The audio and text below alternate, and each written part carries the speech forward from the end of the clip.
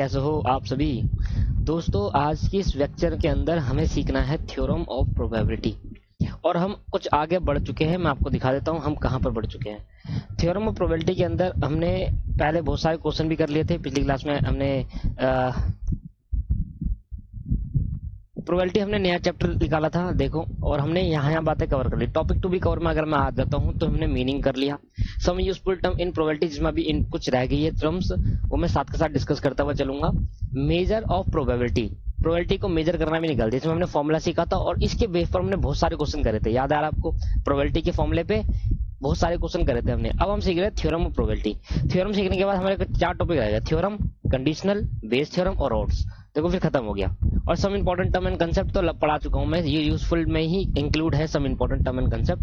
ठीक है, तो theorem of probability, conditional probability, Bayes theorem और ऑड्स हमारे पे रह गए हैं। अब मैं स्टार्ट कर रहा हूँ आज की क्लास में थ्योरम ऑफ प्रोबेबिलिटी। अगर थ्योरम ऑफ प्रोबेबिलिटी आपको आ गई तो मान लो 50% आपके वो जो क्वेश्चन थे वो सारे खत्म हो जाएंगे। अब थ्योरम ऑफ प्रोबेबिलिटी सिखाने के बाद मैं सारे क्वेश्चन पे आ जाऊंगा और सारे क्वेश्चन जो जो होते जाएंगे वो सिखाते जाऊंगा। फिर बेस थ्योरम की कहानी आएंगी, उससे पहले कंडीशनल प्रोबेबिलिटी। तो हम कुछ इतना हमने कर चुका है सर। तो आज के इस लेक्चर के अंदर हमें सीखना है थ्योरम ऑफ प्रोबेबिलिटी। तो हम लिखते हैं इसके आगे 2 टाइप की थ्योरम है दोस्तों, 2 टाइप की थ्योरम है। और मैं पहले ही बता चुका था आपको, ये प्रोबेबिलिटी या कॉम्बिनेशन के अंदर, कॉम्बिनेशन के अंदर एक को बोलते हैं addition theorem, addition theorem,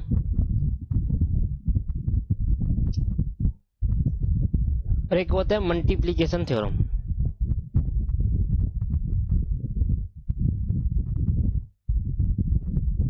multiplication theorem. तो एडिशन थ्योरम और मल्टीप्लिकेशन थ्योरम 2 टाइप की थ्योरम हमारे पास। तो हमने कब हमें ऐड करना चाहिए, कब हमें मल्टीप्लाई करना चाहिए, वो हमें सिखाता है। और साथ में कुछ सेट्स की बातें भी हमें ये बताता है। याद करो, हमने एक फॉर्मूला सीखा था सेट के अंदर, जिसमें हमने सीखा था दोस्तों कि ए यूनियन बी कैसे निकालते हैं। A union B is equal to number of A plus number of B minus number of A intersection B, that is the formula. तो 2 थ्योरम खत्म होती है, कॉन्सेप्ट खत्म है। थ्योरम ऑफ प्रोबेबिलिटी में हमें 2 पढ़ना है, एडिशन थ्योरम और मल्टीप्लिकेशन थ्योरम। तो मैं स्टार्ट करता हूं एडिशन थ्योरम से, और एडिशन थ्योरम को आज देखते हैं कितना कर पाते हैं हम। लो भाई लो, एडिशन थ्योरम लिखेंगे हेडिंग में, addition theorem.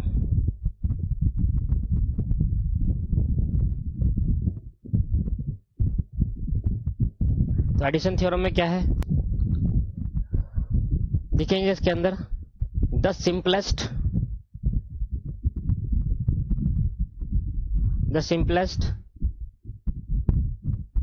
And most important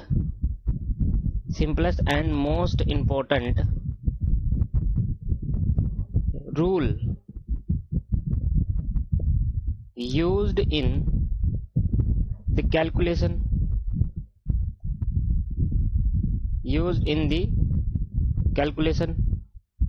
is the addition rule,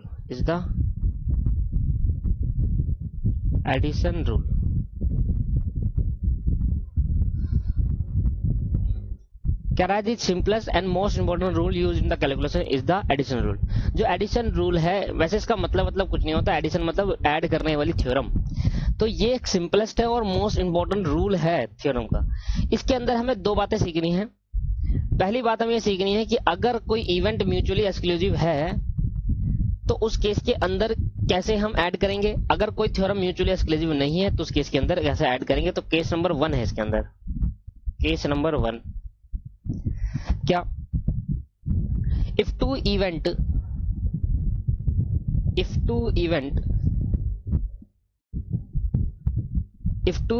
are mutually exclusive,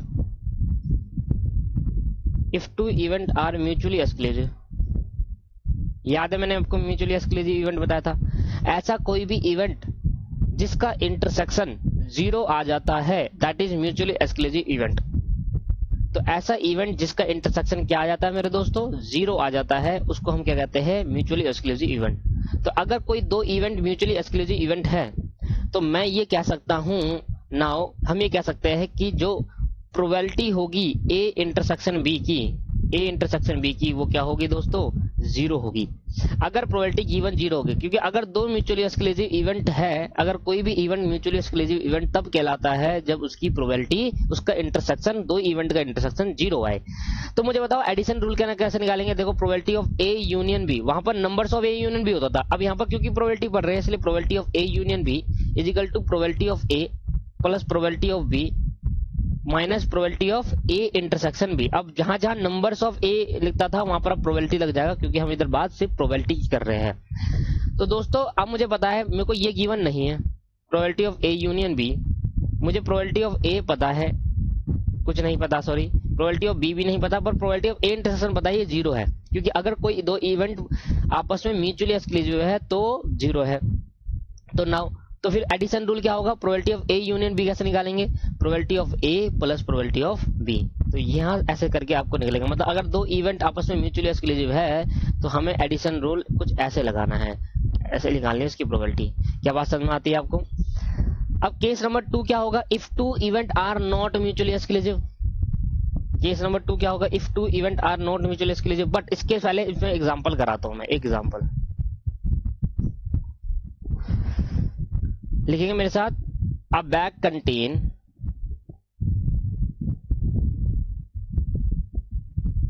contain four white ball, 4 white, 3 black and 5 red balls. What is the probability? What is the probability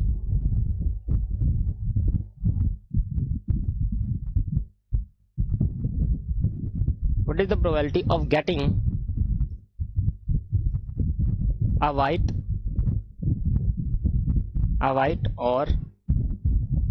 और लगा रहा हूं। और का मतलब क्या होता है मेरे दोस्तों, यूनियन होता है। और का मतलब क्या होता है, यूनियन होता है। और अ रेड बॉल, और अ रेड बॉल, और a red ball at a random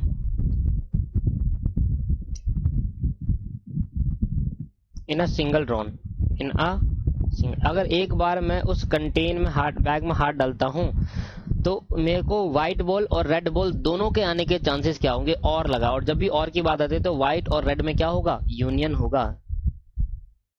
मैंने आपको सिखाया था ऊपर कि और का मतलब क्या होता है। तो इसका मतलब ये देखा जाएगा कि सबसे पहले मैं इधर करूंगा कि आंसर में लिखूंगा let A be the event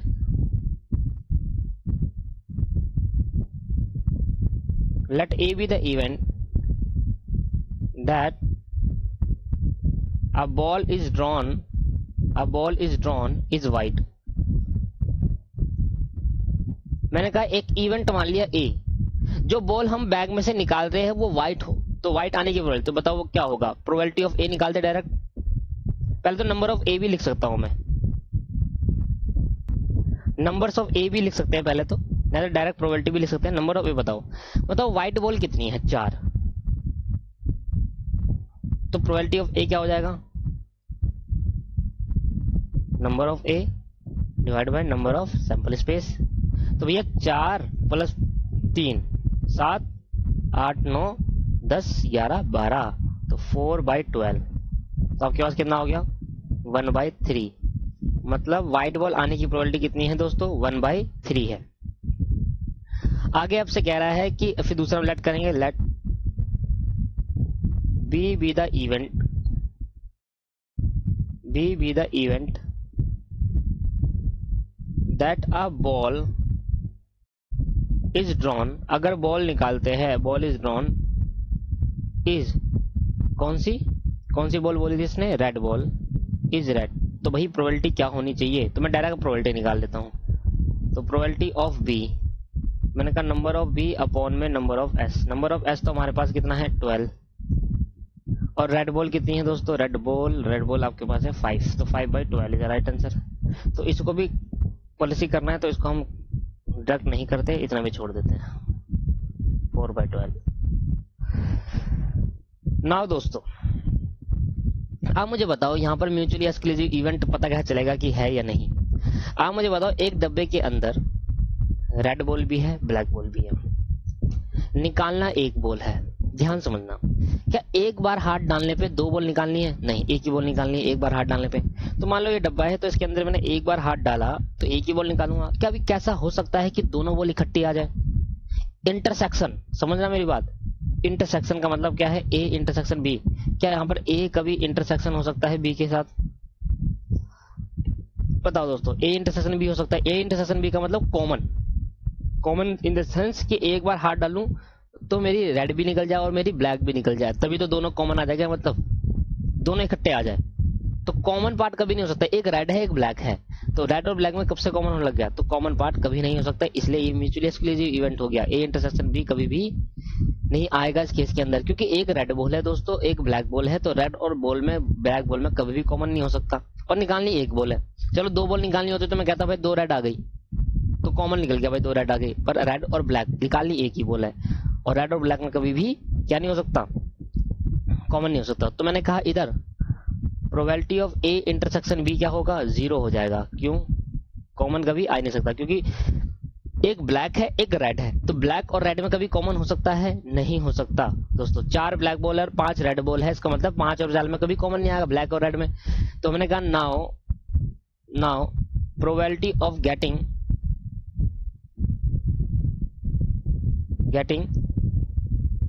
white और रेड बॉल, व्हाइट और रेड बॉल। अच्छा, व्हाइट बॉल को हमने माना था ए, रेड बॉल को हमने माना था बी, और का मतलब होता है यूनियन। क्या निकल जाएगा? तो मैंने कहा probability of A plus probability of B minus probability of A intersection B. अब ए इंटरसेक्शन बी तो इधर क्या होगा दोस्तों? 0। क्यों 0 होगा? क्योंकि उन दोनों में कभी भी कॉमन नहीं हो सकता, इसलिए हम कह देंगे ये क्या है? Mutually exclusive event. बता के नहीं देगा आपको, अब किस्मत है जो बता के देगा, मतलब समझना पड़ेगा कि कॉमन आ रहा है नहीं आ रहा। अगर कॉमन नहीं आ रहा तो उसका मतलब समझ लेना वो म्यूचुअली एक्सक्लूसिव है, तभी तो म्यूचुअली एक्सक्लूसिव है, क्योंकि इंटरसेक्शन 0 है। तो प्रोबेबिलिटी ऑफ ए अभी मैं निकाला 4/12, प्रोबेबिलिटी ऑफ बी निकाला मैंने अभी 5/12। तो मुझे बताओ probability of A union B कितनी हो जाएगी दोस्तों? तो क्या भाई 9/12 हो गई, और 9/12 को सोल्व से 3 3 9 3 4 12, तो probability of A union B आपके पास 3/, मतलब दोनों के आने के चांसेस 3/4/3 है। मतलब या तो क्या आ जाए, या तो ए आ जाए या बी वाला आ जाए, मतलब या तो रेड बॉल आ जाए या व्हाइट बॉल आ जाए। क्या समझ में आ गया क्वेश्चन कैसे करना है? हाँ जी सर। तो अब केस नंबर 2 करते हैं। केस नंबर 2 करते हैं। व्हेन इवेंट, क्या है केस नंबर 1 का नाम? If 2 event are mutually exclusive, ये लिखेंगे if 2 event are not mutually exclusive. If 2 event are not mutually exclusive,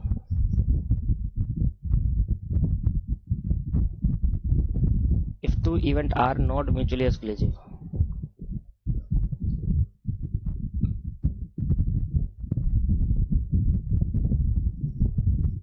if 2 event are not mutually, अगर दो इवेंट म्यूचुअली एक्सक्लूसिव नहीं है, इसका मतलब दोनों के बीच में क्या आ रहा है दोस्तों? कॉमन आ रहा है, मतलब इंटरसेक्शन कुछ ना कुछ होगा। तो सिंपल, अगर दो इंटरसेक्शन आपस में म्यूचुअली एक्सक्लूसिव नहीं है तो इसका मतलब हम इसको क्या ले सकते हैं? देखो, प्रोबेबिलिटी ऑफ ए और B is equal to probability of A probability of B minus probability of A and B. अगर आपने सेट पढ़ा होगा तो ये मैंने आपको डिटेल में कराया होगा कि ऐसा फॉर्मूला क्यों बनाते हैं, इसके पीछे रीजन भी दिया होगा, ठीक है। इसलिए मैं हमेशा कहता हूं कि अगर आप कॉम्बिनेशन अगर आप में से प्रोबेबिलिटी पढ़ रहे हो तो इसका मतलब आपको क्या करना है? सेट, और वो भी मुझसे ही पढ़ना पड़ेगा।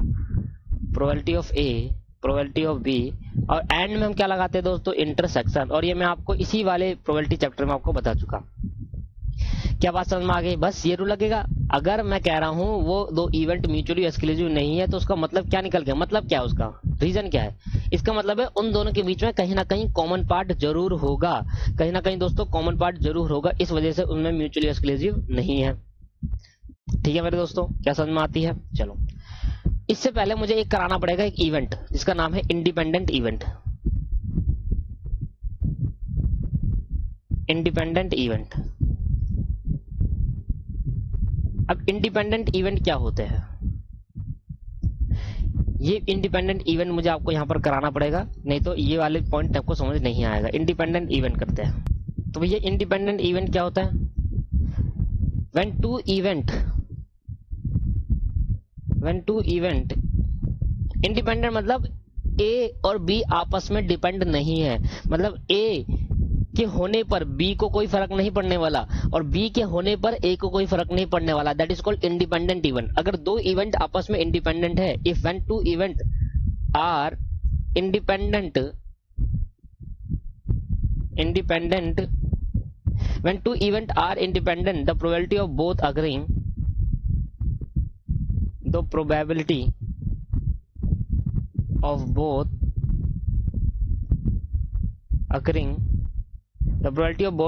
is, अगर दो इवेंट आपको क्वेश्चन में बताएगा दो इवेंट आपस में इंडिपेंडेंट इवेंट है, इसका मतलब ए के होने पर बी को कोई फर्क नहीं पड़ रहा और बी के होने पर ए को कोई फर्क नहीं पड़ता।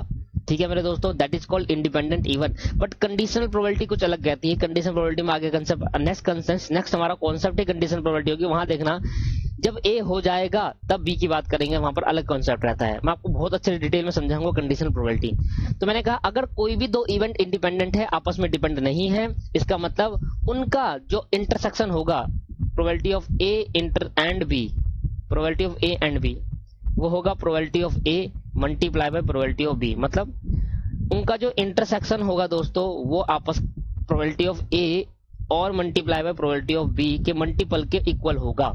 उसका जो इंटरसेक्शन होगा किसके इक्वल होगा? मल्टीपल के इक्वल होगा। दोस्तों समझ में आ गया? क्या दो इंडिपेंडेंट इवेंट हुए तो क्या आप बता सकते हो कि उसका इंटरसेक्शन क्या होगा? आपको ए दे रखा होगा, आपको बी दे रखा होगा, कि आपको प्रोबेबिलिटी ऑफ ए और इंटरसेक्शन बी नहीं निकाल सकते?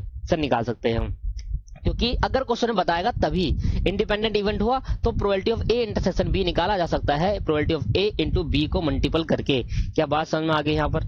ठीक है सर, यहाँ तो बात समझ में आ गई। अब मैं आपको क्वेश्चन कराता हूँ कुछ बुक्स के। ठीक है दोस्तों, तो बुक का एग्जाम्पल करते हैं, हम बुक का। लो भाई एग्जाम्पल नंबर हम 12 करते हैं, एग्जाम्पल नंबर 12 करते हैं। सर 11 हम कर चुके हैं। देखो बैक कंटेंट वाला मैंने लिख ही दिया था आपके सामने। ठीक है, चलो आप कौन सा भी देख लो, वेटर्न म्यूचुअल के लिए जो आपके बुक से ही पढ़ाया जा रहा है दोस्तों, आपकी बुक से ही पढ़ाया जा रहा है। Two student A and B, A और वी है, वी कहां कर दिया इसने? बी करना चाहिए था इसको। अरे यार ये उल्टा सीधा कुछ भी लिख देते, ए और वाई लिखा हुआ है। Two student A and V, देखो दो वी लिखा हुआ है, वर्क इंडिपेंडेंटली, दोनों आपस में क्या कर रहे हैं? इंडिपेंडेंट वर्क कर रहे हैं। तो मतलब दो इवेंट क्या हो गए आपस में? इंडिपेंडेंट। तो क्या कह सकता हूँ? Probability of A intersection B क्या बन जाएगा? Probability of A into probability of B बन जाएगा। ऑन अ प्रॉब्लम, किसी एक प्रॉब्लम पे, मतलब कोई एक प्रॉब्लम है, मैथ की प्रॉब्लम है, मैथ की आपस में क्या है? प्रॉब्लम है। एक मैथ का क्वेश्चन आप में करने मैंने आपको सोल्व दिया, आप दो जने हो, मैंने कहा दोनों आपस में मिलकर नहीं अलग अलग करके काम करो, that is called independent event. वो अपना, अब मैथ का क्वेश्चन इसका सोल्व हो जाए तो जरूरी नहीं उसका सोल्व हो जाए, या मैथ का क्वेश्चन उसका सोल्व हो जाए तो जरूरी नहीं इसका, या दोनों का भी हो सकता है ना? तो that is called independent event. The probability that A will solve it 3/4। तो मैंने कहा एक ए पर्सन है और एक पर्सन, ये देखो y लिखा है विल सॉल्व, और यहाँ पर देखो b कर दिया। सर इस y को हटाकर यहाँ से लिखो पहले b, और इस v को हटाकर भी कर दो b। a और b दो वर्क है, तो मैंने कहा b एक पर्सन है, दोनों को मैंने एक क्वेश्चन दिया मैथ का सॉल्व करने को। मैंने कहा एक क्वेश्चन मैथ का सॉल्व करने, a उस क्वेश्चन को सॉल्व करने की प्रोबेबिलिटी है 4/3। मतलब इसका मतलब समझो, 4/3 का मतलब क्या? अगर वो 4 बार क्वेश्चन सॉल्व करेगा तो 3 बार चांस है कि वो ठीक कर दे, या 4 क्वेश्चन में से 3 क्वेश्चन ठीक कर दे। आ रहा है समझ में? या अगर एक क्वेश्चन को वो 4 बार करता है तो उस 4 बार में से 3 बार ठीक करने के चांसेस उसके पास है। और बी की प्रोबेबिलिटी क्या है? 2/3। इसका मतलब अगर बी उस क्वेश्चन को 3 बार सॉल्व करता है हाथों से तो 2 बार पक्का ठीक कर देगा, ये तो गारंटी है। तो दोनों की प्रोबेबिलिटी मुझे गिवन है, तो प्रोबेबिलिटी ऑफ ए मुझे गिवन है, प्रोबेबिलिटी ऑफ बी मुझे गिवन है, और क्योंकि आपस में इंडिपेंडेंट काम कर रहे हैं तो probability of A into probability of B क्या हो जाएगा? Probability of A intersection B. दोस्तों क्या बात समझ में आती है? हाँ जी। तो what is the probability that it will be solve? दोनों सॉल्व कर दे, क्या प्रोबेबिलिटी होगा? जब दोनों की बात आ जाती है ए और बी, ए और बी, ए और बी दोनों की बात आ जाती है, दैट इज कॉल्ड यूनियन। क्या बात समझ में आ गई? ठीक है, तो मैंने कहा भाई 12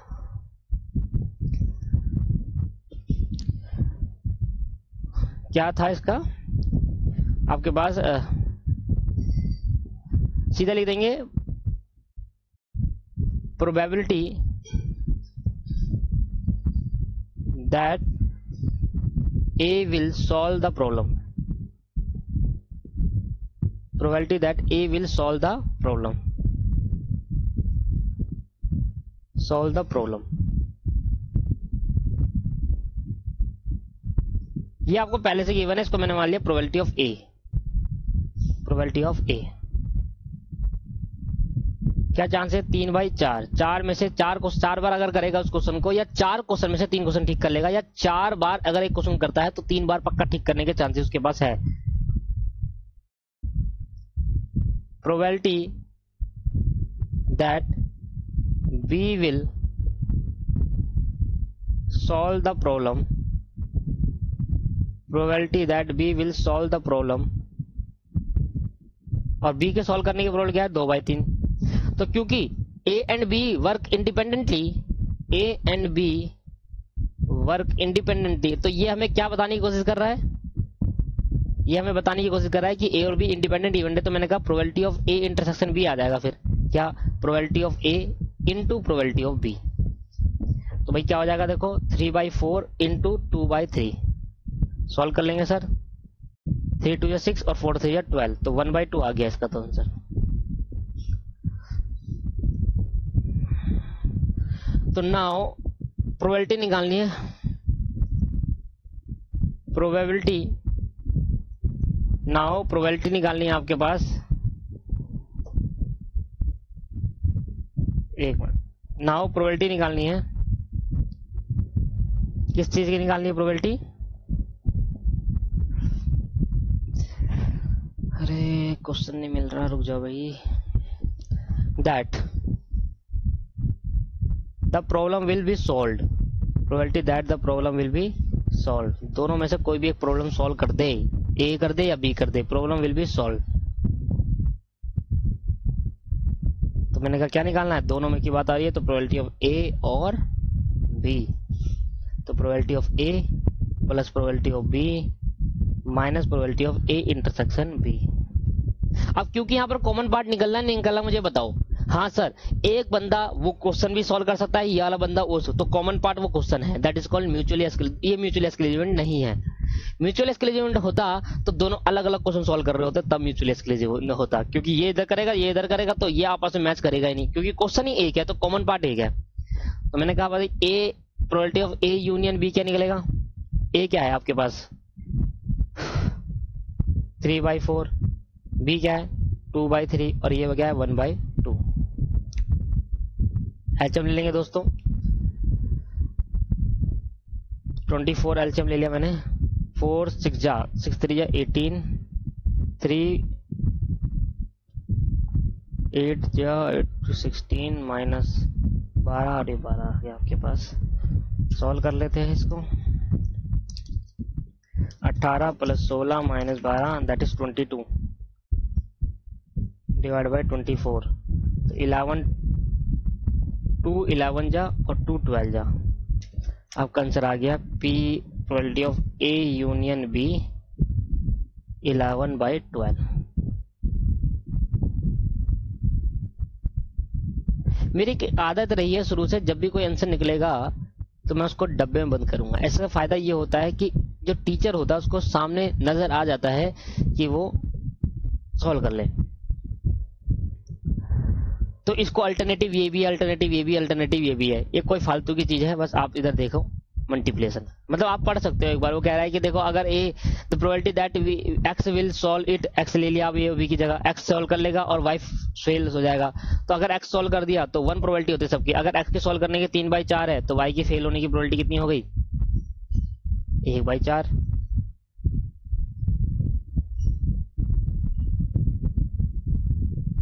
Y fail to solve it. अच्छा सही है, y की प्रोबेबिलिटी चांस एस की एक और इसने ले लिया है कि एक सही हो गया और एक फेल हो गया, मतलब ये आपके पास 3/4 आपके पास a की सही होने की, और y की प्रोबेबिलिटी क्या थी सही होने की? y मतलब b की प्रोबेबिलिटी 2/3 थी, तो यह हो गया 1/3। देखो यहाँ 1/3 कर लिया y का और इसका। तो ये आपके पास कंफ्यूज करने के लिए आपको है, ये आपको मैं आगे सिखाऊंगा बहुत ही डिटेल में जब इसके बाद क्वेश्चन आएगा। एक क्वेश्चन को अल्टरनेटिव मैसेज सॉल्व कर सकते हैं। यस, हमें भी करना है मल्टीप्लीकेशन थ्योरम। तो मल्टीप्लीकेशन थ्योरम क्या कहता है? सिंपल, एक इंडिपेंडेंट इवेंट भी एक तरीके की क्या है दोस्तों, मल्टीप्लिकेशन थ्योरम है। तो अब हम डालेंगे मल्टीप्लिकेशन थ्योरम। पहले कॉन्सेप्ट डिस्कस कर लेते हैं, फिर आगे जाकर क्वेश्चन ही क्वेश्चन करेंगे।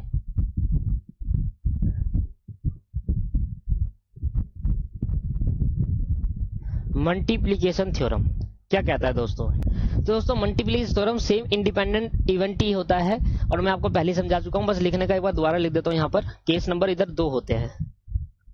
केस नंबर इधर पहला होता है when if two event are not dependent, if two event are not dependent, दो इवेंट आपस में डिपेंडेंट नहीं है, इसका मतलब ही क्या हो गया, इट इज इंडिपेंडेंट। इसका मतलब ही क्या हो गया दोस्तों, इंडिपेंडेंट है। वहां बात हो रही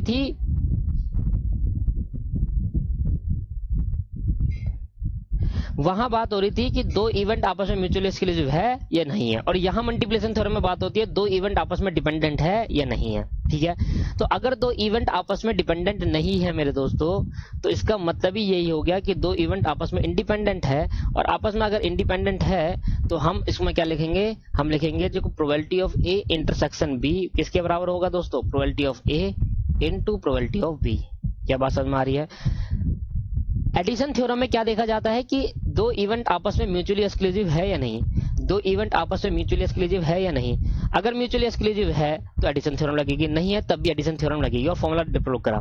उसके बाद मल्टीप्लिकेशन थ्योरम कहता है कि दो इवेंट आपस में डिपेंडेंट की बात करता है, वहां म्यूचुअली एक्सक्लूसिव की बात करता है, और यहाँ पर क्या बात कर रहा है, डिपेंडेंट की बात कर रहा है। तो अगर दो इवेंट आपस में डिपेंडेंट नहीं है, इसका मतलब ही यही हो गया वो इंडिपेंडेंट है। अगर इंडिपेंडेंट है तो probability of A intersection B कैसे निकालेंगे, probability of A into probability of B. ठीक है मेरे दोस्तों, केस नंबर 2 लिखो। If two event are dependent, दो इवेंट आपस में डिपेंडेंट है, तो इसका मतलब ही यही हो गया it is a conditional probability. ये क्या हो गई दोस्तों, कंडीशनल प्रोबेबिलिटी हो गई।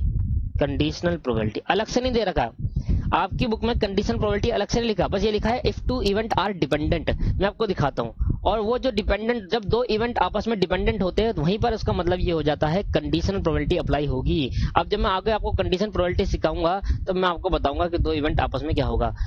To be discuss in conditional, to be discuss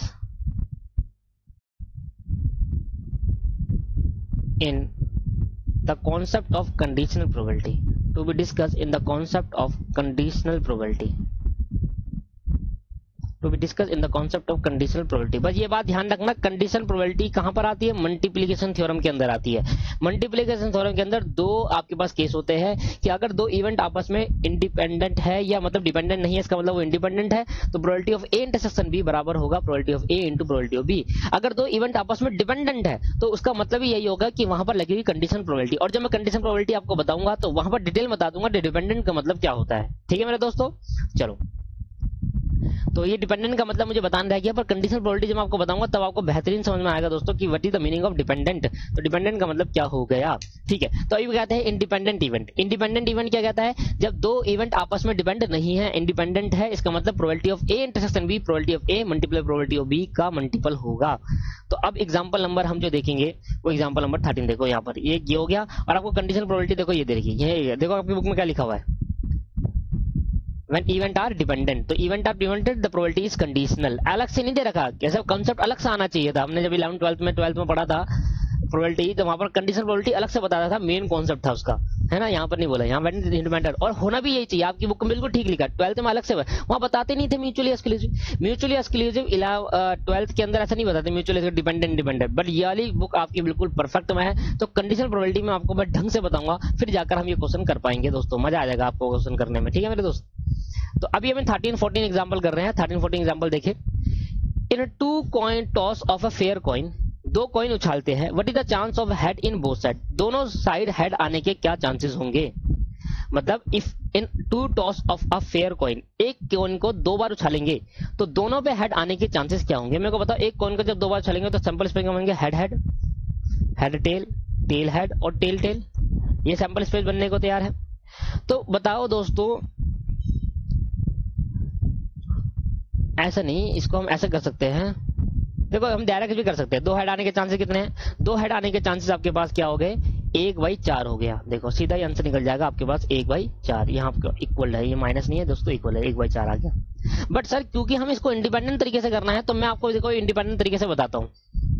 तो हम अभी तो हम इसको डायरेक्ट भी कर रहे हैं। सर हम डायरेक्ट कर रहे हैं तो इंडिपेंडेंट से क्यों करें? देखो समझाने के लिए, कॉन्सेप्ट को समझाने के लिए। अदरवाइज आप इसको डायरेक्ट भी कर सकते हो, जैसे ऐसे मैंने आपको ऐसे बताया कि भाई 4 जने हैं और एक में 2 बार हेड आ रहे हैं, तो मतलब 1/4 इसकी प्रोबेबिलिटी हो गई, तो 1/4 ही इसकी प्रोबेबिलिटी आंसर है। बट इंडिपेंडेंट तरीके से कैसे करेंगे?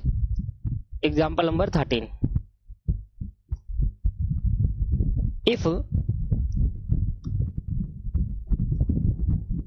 2 कॉइन, एक फेयर कॉइन पे एक कॉइन को 2 बार उछाला है, तो लिखना sir probability of head, probability of head in first coin, first coin, ऐसे नहीं ऐसे नहीं ऐसे नहीं, ऐसे मत लिखो सर, सही तरीका नहीं है लिखने का, मैं आपको लिखाता हूं। Let A be the event, let A be the event, even let कर लो, let A be the event that probability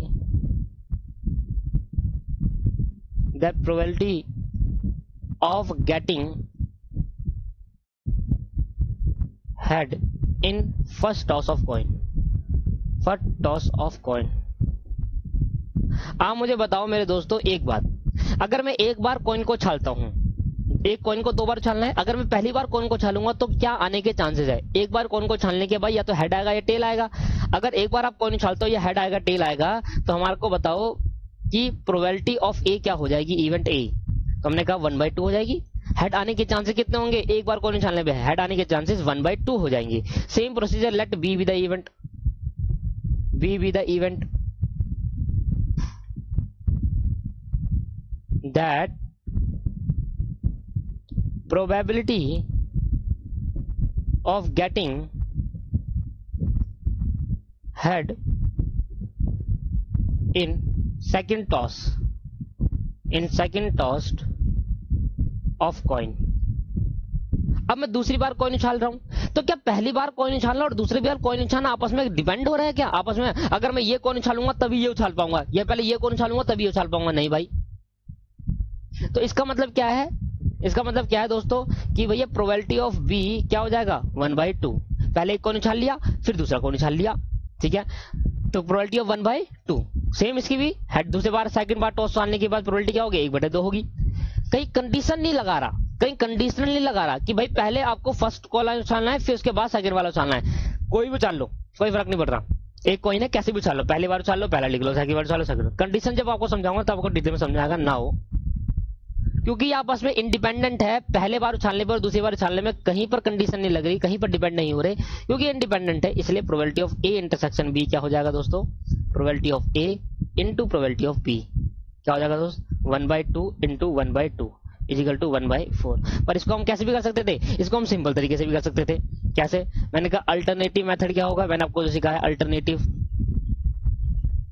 भाई अगर एक कॉइन को छालता हूं तो सैंपल स्पेस क्या बनते हैं? Head head, head tail, tail head और टेल टेल, यही बनेंगे। मुझे बताओ प्रोबेबिलिटी ऑफ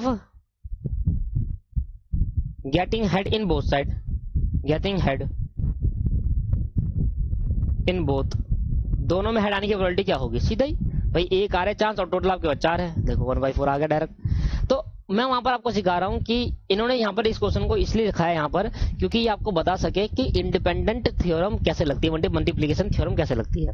अब आप देखो 3 एग्जांपल देखेंगे। The probability that X and Y will alive 10 year, X और वाई कहां कितने साल जी रहे हैं? 10 साल।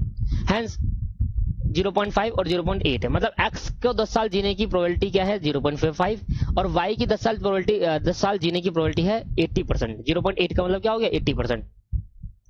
तो एक्स अलाइव रहेगा 10 साल तक, 50% प्रोबेबिलिटी है, मतलब रह भी सकता है नहीं भी रह सकता। और वाई अलाइव रहेगा 10 साल तक, मतलब 80% चांसेस है कि वो 10 साल तक जिंदा रह सके। What is the probability that both of them will be alive a 10 year hence? दोनों कितने साल की जिएंगे, मतलब दोनों की प्रोबेबिलिटी कितनी है? दोनों की प्रोबेबिलिटी एक साथ बताओ कि दोनों कितने साथ आगे तक जिएंगे, बताओ। क्या समझ में आ रहा है आपको बात? तो सिंपल इन्होंने क्या करा, एग्जाम्पल नंबर 14, एग्जाम्पल नंबर 14 क्या रहा है, देखो ध्यान सुनना। अब मैं डायरेक्ट लिख रहा हूं, probability of x being alive, probability of x being alive for 10 year,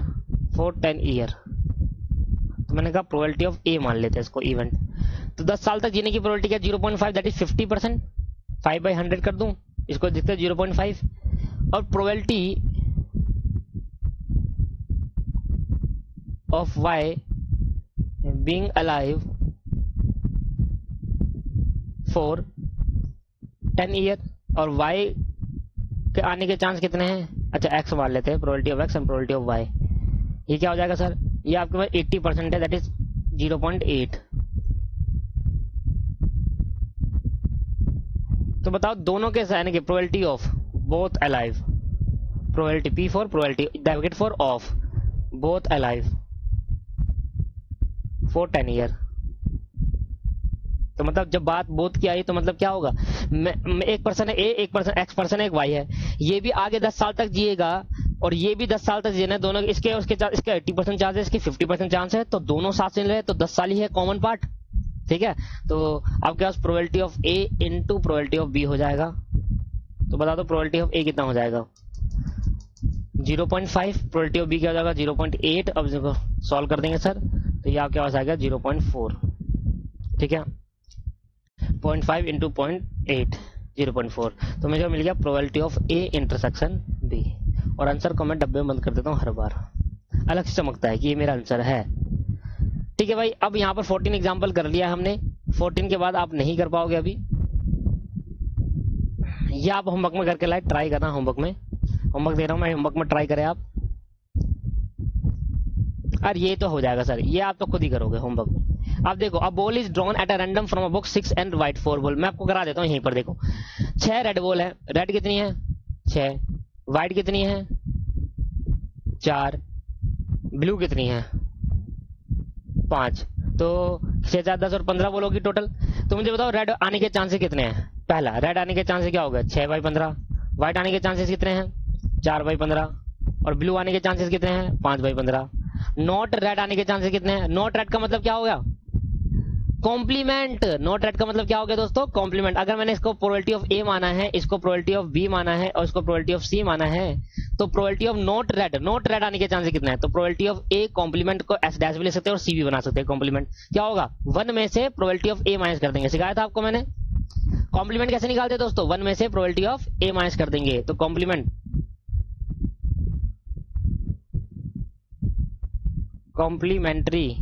complement of probability.